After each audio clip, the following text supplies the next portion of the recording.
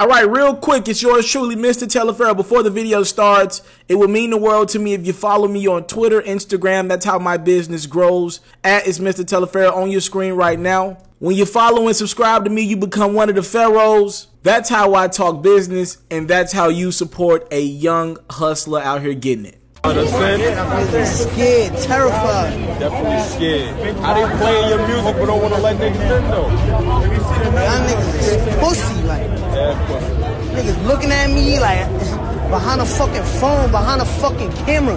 Out there looking at this fucking live right now. All the niggas in that industry group looking at this live right now, looking at me in the screen is fucking pussy. Cause y'all know y'all did like mad happy and shit, but y'all know when y'all niggas run into me every time I'm on. It's fucking pussy. That's cool, blood.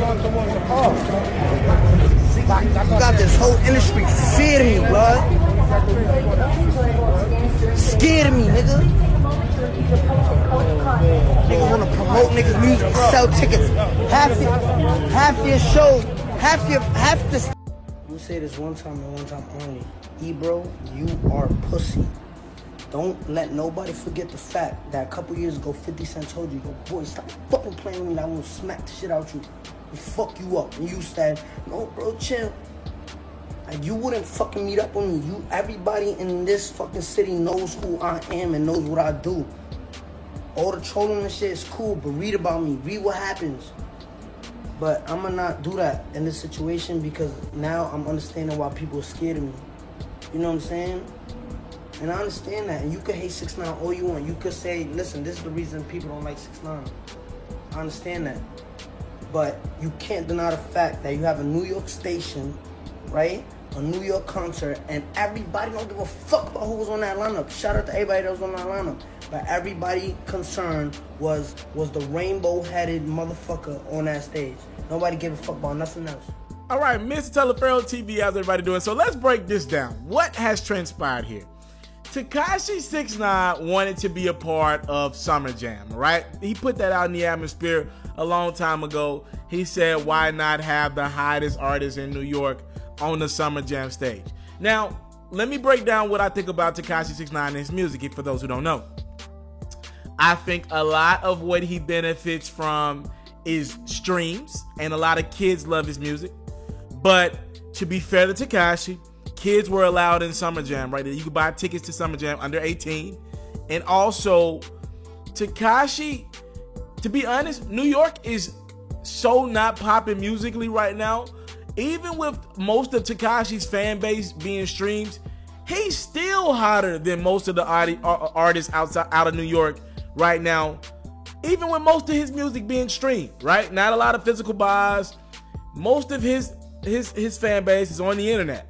Even with that being said, without the internet, he's still hotter in the streets than pretty much every artist in New York. So yes, even though I'm not the biggest fan of Tekashi's music, he should have been on that Summer Jam stage. I'm sorry. And I watched some of that Summer Jam stream yesterday on Tidal. That wasn't it. That wasn't it, Hot 97. You know, I could get into the fact that y'all mistook Bun B with Pimp C. Pimp C's been dead since what, like 2007, right? I could get into that. I could get into the fact that, to me, that was, honest to God truth, that lineup wasn't it, bro. You had a couple good moments with Meek Mill gracing the stage, but bringing Remy Ma out again just wasn't it. I'm sorry. The Lil Kim moment, we had that moment last year. They didn't have any music that was hot this year. Also, bringing Fat Joe out on, I think he came out on Remy's set. I'm sorry, man. He didn't perform all the way up the last 3 Summer Jams. That ain't it either.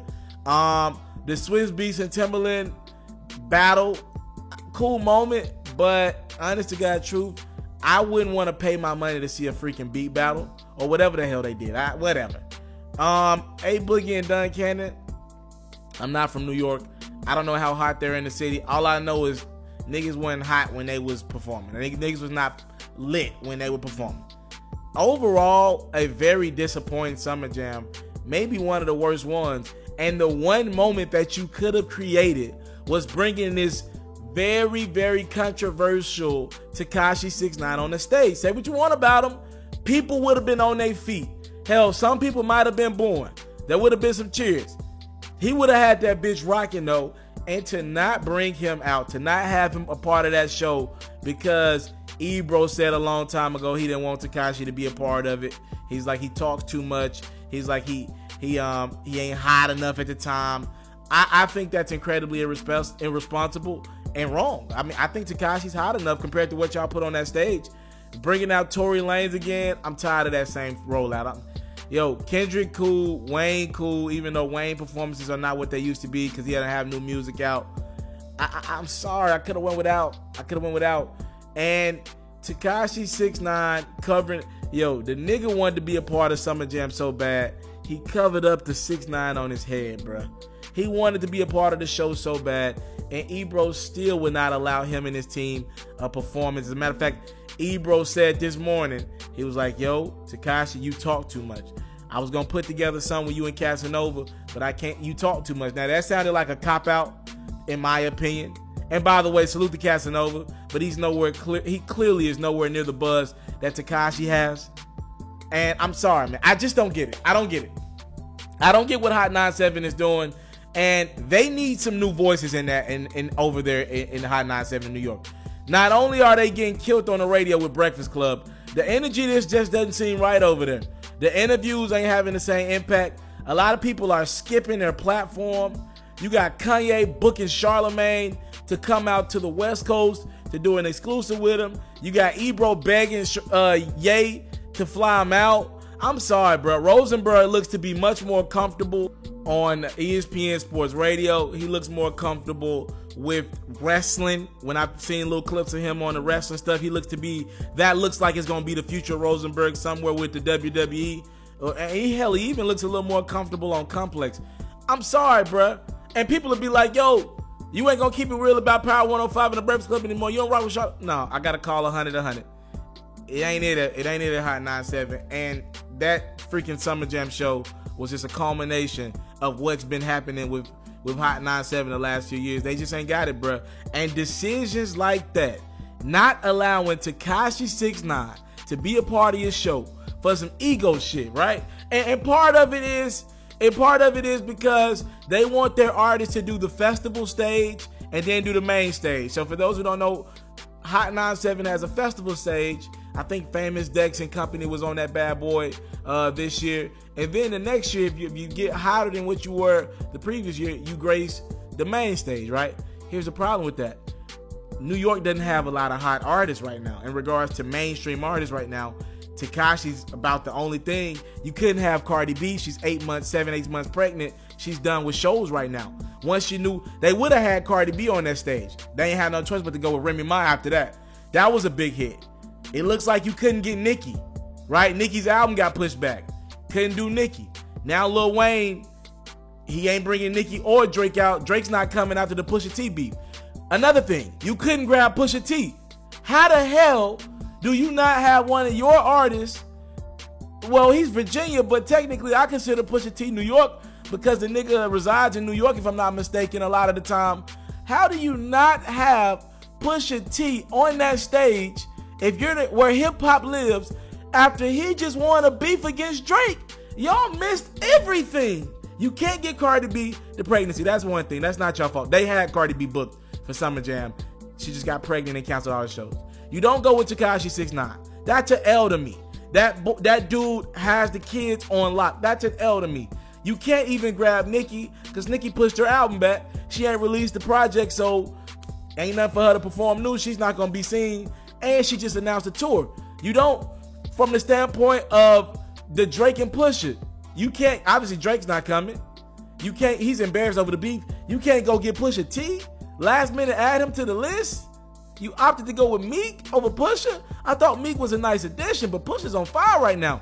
Yo, if you say you're the spot where hip hop lives, and this is a place where Jay-Z brought Michael Jackson out one time, and the fact that we go from Jay-Z bringing Michael Jackson out to fucking Timbaland and Swizz Beatz, all due respect to the legends, beatboxing or whatever the hell they doing on stage, I'm sorry, bruh. The magnitude of Jay-Z bringing Michael Jackson out to y'all bringing Swizz Beatz and Timbaland for a beat battle, it just doesn't compare. And it just seems like the one way y'all could have made a moment is to bring this controversial kid out and figure out the security. I know y'all was dealing with MetLife. Y'all ain't want this kid to come in and fuck some stuff up. I get it, but this hip hop, bruh, a lot of stuff in hip hop is fucked up. You couldn't even go get Ye after the albums he's releasing. You didn't even get the nigga who's just released the album, 2 albums back-to-back weeks. I'm sorry, bruh. You couldn't get Ye, Pusha. This is a letdown. And it's an L for Summer Jam and the Hot 97. And this is what people have been saying for quite some time. This is why they falling backward. Their reluctantness to reach out to the youth and fuck with the youth, the right youth, has hindered them. And that's why they continue to go backwards. And that's why their station loses clout. And that's why their station is losing relevancy. They're not listening. The only dope thing I think Hot 97 has going for them right now, and I like Ebro in the morning. I like their interviews when they get the artists there. Their interviews are great. That Funk Flex series, both of those series, the Freestyle series, and the I Got a Story to Tell, pretty much the only dope things that's holding the channel down right now and the station down right now. Y'all talk to me in the comment box below. Do y'all think Hot 97 should have brought out Tekashi 6ix9ine? And talk to me about some of the other ideas that I had in mind. They didn't bring out freaking Pusha T after the Drake beef. They couldn't get Nicki. I don't know what it would have took. They didn't get Nicki. The Wayne shit, I wasn't really fucking with the Wayne set all that much. The Kendrick set, the crowd was dead right there. Could they have did something different with Kendrick?